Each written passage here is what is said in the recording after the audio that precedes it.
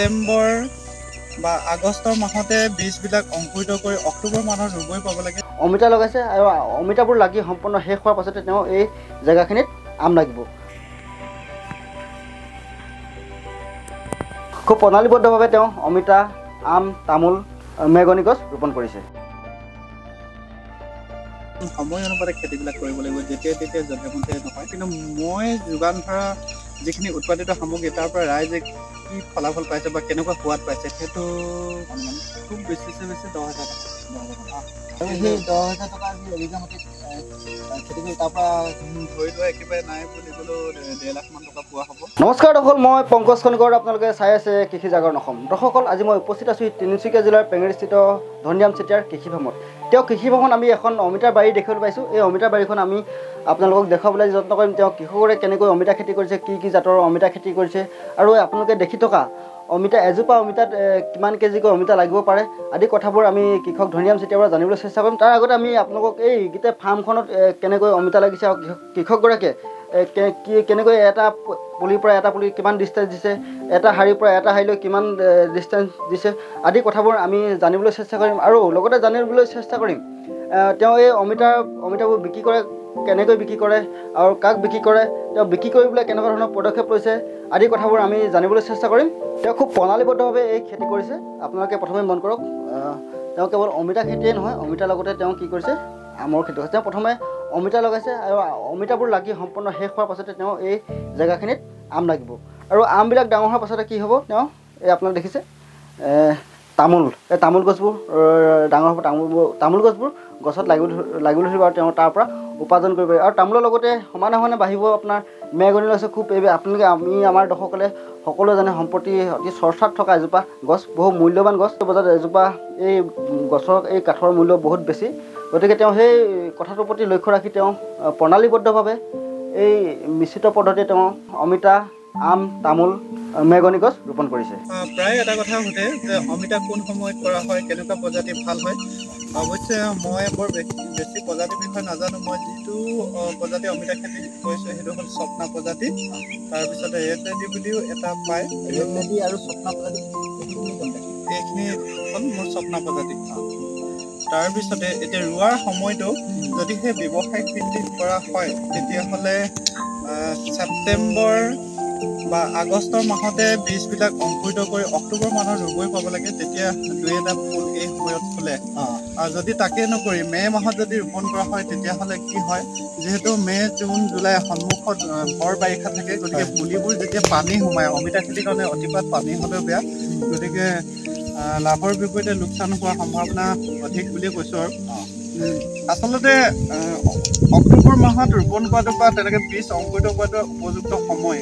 আৰু সেই কামখিনি কৰিবলৈ হ'লে এতিয়া যিহেতু মাৰ্চ মাহ বা ফেব্ৰুৱাৰী মাহত আমাৰ বৰষুণ কম হয়, গতিকে সেই সময়টোতে ভালদৰে মাটিখিনি চালনীয়ে চালি 50% মাটি 50% পচন সাৰ লগতে ছাইটো হেৰি কৰিব লাগে, মিহলি কৰি বস্তাত তেনেকুৱা সেইটো বীজবিলাক অংকুৰিত কৰিবৰ কাৰণে তেনেকুৱা ধৰণে ৰাখি থ'ব লাগে। যিহেতু আগষ্ট বা ছেপ্টেম্বৰ মাহত শুকান গোবৰ মাটি পোৱা নাযায়, তিতা মাটিত বা জৰুৰীকালীনভাৱে প্ৰস্তুত কৰা নাৰ্চাৰীত পুলিবোৰ নষ্ট হৈ যায়।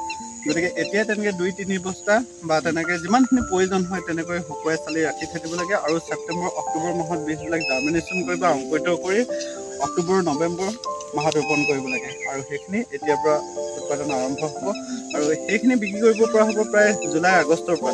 এবছৰ বা 8 মাহত। হয়। আৰু তেতিয়া পকা অমিতা এখন ভাল বজাৰ পোৱা হয়। সদ্যহতে মই ফল হিচাপেহে বিক্ৰী কৰোঁ, কেঁচাটো তেনেকৈ ইমান এটা পাচলি হিচাপে তেনেকৈ বিক্ৰী কৰাটো নহয়। ভাল এখন বজাৰ পোৱা হয়।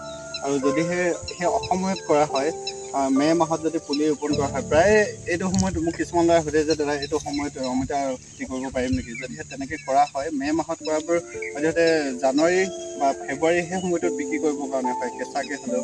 আৰু সেই সময়টোত বিভিন্ন ধৰণৰ আমাৰ ঋতুকালীন শস্যবিলাক যিহেতু শাক পাচলিবিলাক থাকেই, গতিকে অমিতা একেবাৰে বজাৰ নিম্নগামী হয়। সেইটোৱে আছিলে অমিতাৰ বিষয়ে। আপুনি মানে কি মাটিটোৰ বিষয়ে অকণমান কওক, তাৰপিছতে মাটিখিনি কেনেকৈ চহাই লৈছে বা সাৰ কি প্ৰয়োগ কৰিছে। হয় সেইটো ন, সেইটো হ'ল কি, মই যিহেতু অমিতা খেতি কৰিবৰ কাৰণে মাটিডৰা ভালদৰে চাহ কৰি ল'লে ভাল হয়। তাৰপিছত ড্ৰেইন চিষ্টেম মই যে এইটো মানে নলা কৰি দিছোঁ আৰু খেতি কৰি দিছোঁ, হয় নাই।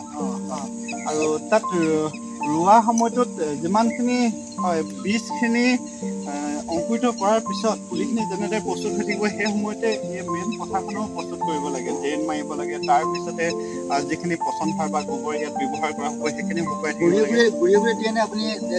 প্ৰত্যেকটো ফুলিতে মানে যিটো ফুলি বা গাত তাতে 4 কেজি 5 কেজিকৈ দিলে ভাল হয় আৰু সেইখিনি দিয়াৰ পিছত পুলিটো ৰোপণ কৰিব লাগে আৰু পুলিটো গুৰি অংশটো ঢাকি দিব লাগে খেৰ যাবলৈ। আৰু যেতিয়া পুলিটো অকণমান ধৰি লোৱা এই এক্সাম্পল হিচাপে এই গছটো পুলিটো মানে 1 ফুটমান হ'ব লাগে। পুলিটো কিন্তু সৰুতে ৰুব লাগে, তাতকৈ সৰুতে ৰুব লাগে। বেছি লেংলেঙীয়া হ'লে অমিতাবোৰ ওপৰৰ পৰা লাগিব। যদি সেই সৰুতে ৰোৱা হয় তেতিয়াহ'লে একেবাৰে চাপৰ পৰা লাগিব। আৰু এটা কথা নিৰ্ভৰ কৰে পচন সাৰ যিমান ভালদৰে দিব পৰা হয় তেতিয়া তাৰ বৃদ্ধিটো ভাল হয়, বৃদ্ধি ভাল হয়। তাৰপিছতে আৰু এটা কথা কি ক'ম বুলি এইবিলাক শাৰীবিলাকৰ মাজত কেনেকুৱা দিছে? এইবোৰ মই প্ৰায় 7 ফুটমানকৈ দিয়া আছে। 7 বাই 8 যথেষ্ট 7 বাই 10 তেনেকৈ দিব পাৰি। আৰু যিহেতু মই ইয়াত মিশ্ৰিত পদ্ধতিৰ কামবিলাক কৰিছিলোঁ, মই মিশ্ৰিত কৃষি পদ্ধতিৰ বিষয়ে পৰৱৰ্তী সময়ত মই ক'ম বাৰু। যিকি নহওক যেতিয়া পুলিবিলাক মানে গছবিলাকত ফুল ফুলিবলৈ আৰম্ভ কৰিব, অমিতা লাগিবলৈ আৰম্ভ কৰিব তেতিয়া আৰু এবাৰ সাৰ দিব লাগে। যিহেতু এইবিলাক হাইব্ৰিড প্ৰজাতি, ধাৰাবাহিকভাৱে যদি তেনেকুৱাকৈ বা মাজে সময়ে যদি সাৰ দিয়াটো নহয় তেতিয়াহ'লে সিহঁতে ধাৰাবাহিকভাৱে প্ৰডাকশ্যন নহয়। ৰোৱা সময়তে যিখিনি দিয়া হয় সেইখিনি দিয়ে যদি সামৰি থোৱা হয় তেতিয়াহ'লে কেইটামান অমিতা লাগিব আৰু ৰৈ থাকিব। কিন্তু যদি মাজতে 3বাৰমান যদি দিয়া হয় ৰোৱা সময়টোত আৰু যেতিয়া লাগিবলৈ আৰম্ভ কৰিব তেতিয়া এবাৰ আৰু চিঙা আগমুহূৰ্ততে তেতিয়া তেনেকুৱা পৰ্যায়ত যদি দিয়া হয় এজোপা গছত একেবাৰে নাই বুলি ক'লে এটা ছিজনত 40ৰ পৰা 60 কেজি পৰ্যন্ত দিব। মানে এইজোপা অমিতা গছতে 50ৰ পৰা 60 কেজি? হয়। যিহেতু মোৰ এই অমিতাবোৰ ইমানৰ পৰাই লাগিছিলে কিন্তু আগৰ বেষ্টত মই যিখিনি লগাইছিলোঁ সেইখিনি বাৰু মাটিৰ পৰাই লাগিছিলে, তেনেকুৱা ধৰণে লাগিছিলে। আপোনাৰ এতিয়া আমি যিখিনি এইখিনি অমিতা দেখিছোঁ, এই অমিতাখিনি এইটো বুলি কয় কিমান এইখিনি কেইবছৰীয়া অমিতা? এইখিনি এবছৰ হৈছে। এতিয়া আৰু এবছৰ চলি যাব। এবছৰতে মানে আৰু এবছৰ চলিব? আৰু এবছৰ চলিব মানে ৰাখিব পাৰি। যিহেতু মই মিশ্ৰিত পদ্ধতিৰে কামবিলাক কৰিছোঁ সেইকাৰণে বাকীবোৰৰ কাৰণে কিছু অসুবিধা এটা দিব লাগিব। তাৰপিছত আৰু দাদা এইটো ক'লে আপুনি স্বপ্না প্ৰজাতি ক'লে নহয় জানো? হয়। স্বপ্না প্ৰজাতি এইটো মানে এই গোটেইখিনি আপোনাৰ স্বপ্না প্ৰজাতি? গোটেইখিনি স্বপ্না প্ৰজাতি। ইয়াত 2টা প্ৰজাতি ওলাই আকৌ, এটা গোল হয় এটা মানে আপুনি এইবিলাক কিমান টকা কেজি বিক্ৰী কৰে? এটা 20 টকা কেজি। 20 টকা। মানে মই আকৌ এবাৰ সুধিছোঁ বেপাৰী নিবলৈ আহেনে? এইবোৰ গাঁৱৰ ল'ৰাবিলাকে লৈ যায়।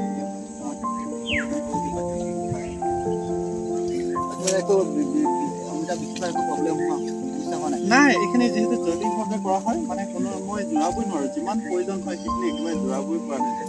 আমাৰ মানে বহু সময়ত আমাক আমি সোধে যে মানে কয় খেতি কৰিলে কি হ'ব বা এই অমিতা খেতিৰ কথা ক'লোঁ, অমিতা খেতি কৰিলে বজাৰ নাই, তেওঁলোকক আপুনি কি ক'ব? আৰু সেইসকলকতো মই সদায় এটা কথাই ক'ম যে যিহেতু কিছুমান সময় অনুপাতে খেতিবিলাক কৰিব লাগিব, যেতিয়াই তেতিয়াই যধে মধে নহয়।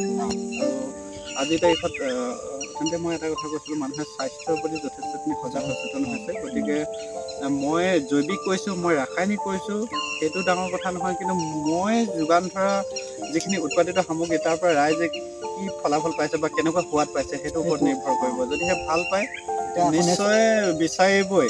আৰু ভাল পাবলৈ হ'লে সেইটো সঁচা অৰ্থত জৈৱিকভাৱে কৰিবই লাগিব। মানে সেইটো মিছাকৈ ক'লে নহ'ব। মই ৰাসায়নিকভাৱে কৰি যদি জৈৱিকভাৱে কৰিছোঁ বুলি যদি কয়, যদি জিভাত যদি বেলেগ টেঙা মেৱা বেছিব পৰা থাকে সেইটোৱে কথা। ঠিক আছে। আমাৰ কথাটো এই কথাটো আমাৰ যিসকলে মানে কৃষিৰ প্ৰতি আগ্ৰহী বা কৃষিৰ খেতি কৰিব বিচাৰে তেওঁলোকে মন কৰিব। আৰু দাদা লাভজনক ব্যৱসায় মানে এটা কৃষি হিচাপে অমিতা খেতি কেনেকুৱা ধৰণৰ? নিঃসন্দেহে কৰিব পৰা হয়। যিহেতু এটা কথা মই প্ৰায় কৈ থাকোঁ যে আমি বিভিন্ন সময়ত কৃষি কৰ্ম কৰোঁ হয়, কিন্তু দেখাক দেখি কিছুমান কবি বা তেনেকুৱা অন্যান্য মূলা বা যিটো নেকি এবাৰ ছিঙি বিক্ৰী কৰি দিয়া হয় তাৰপিছত আৰু তেনেকুৱা শেষ হৈ যায়, যাৰ ফলস্বৰূপে আমি মাটি চাহ কৰা যিখিনি খৰচ হয় সেইখিনি বিনিময়খিনিয়ে নাপাওঁ।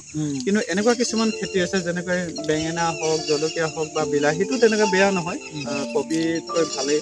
তাৰপিছতে এই অমিতা খেতিটো যিহেতু 2 বছৰ বা 3 বছৰ পৰ্যন্ত চলাই দিব পাৰে, গতিকে এটা অট'মেটিক ধুনীয়াকৈ এটা মানে উপাৰ্জনৰ হেৰি এটা আহি থাকে। শেষত আৰু এটা প্ৰশ্ন সুধিছোঁ।